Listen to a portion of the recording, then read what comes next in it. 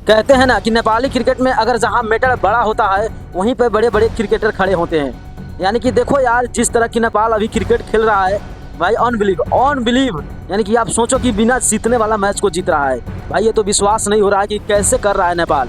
यानी कि 3 मैच हुआ, 3 मैच में एक भी मैच में आशा नहीं था कि नेपाल क्रिकेट टीम मैच जीतेगा। मगर कहते हैं ना, जहां गोरखाली खड़े होते हैं वहीं पे मैटर को बहुत छोटे कर देते हैं। यानी कि भाई लोग, जैसे चल रहा था कि नेपाल क्रिकेट टीम मैच का, कल ही का मैच का बात करे, यानी कि सोचो कि जिस ऑपोजिट टीम ने यानी कि 11 ओवर में 90-91 रन बना दिया है और सिर्फ 9 ओवर में उनको सिर्फ 40 और 45 रन बनाना है, फिर भी नेपाल के बॉलर जहां मीटर बड़े होते हैं वहीं पे खड़े होते हैं। यानी कि बड़ा नाम बड़ा काम। यानी कि संदीप लामिछाने ने कल को दिखा दिया कि हाँ भाई, जहां मीटर बड़ा होगा वहीं पर हम खड़ा होगा। यानी कि इस तरह की गेंदबाजी किया भाई, इस तरह की गेंदबाजी सबका दिल जीत लिया। जब दीपेंद्र सिंह ऐरी थ्रो मारते हैं, वहां पे विकेट लेते हैं, उसी वक्त मैच का रूह पलट गया। यानी कि देखो, यानी दीपेंद्र सिंह ऐरी का सटीक थ्रो भाई लाजवाब है, लाजवाब है। यानी कि मैं आप जितना भी तारीफ करूँ उतना भी कम है। यानी कि नंदन यादव ने भी थोड़ा बहुत अच्छा किया और बहुत बेहतर किया, तभी जाके नेपाल क्रिकेट टीम मैच जीत पाया। मगर बड़ा क्रिकेटर का बड़ा काम होता है, जैसे दीपेंद्र सिंह ऐरी हुआ, रोहित पौडेल हुए, संदीप लामिछाने हुए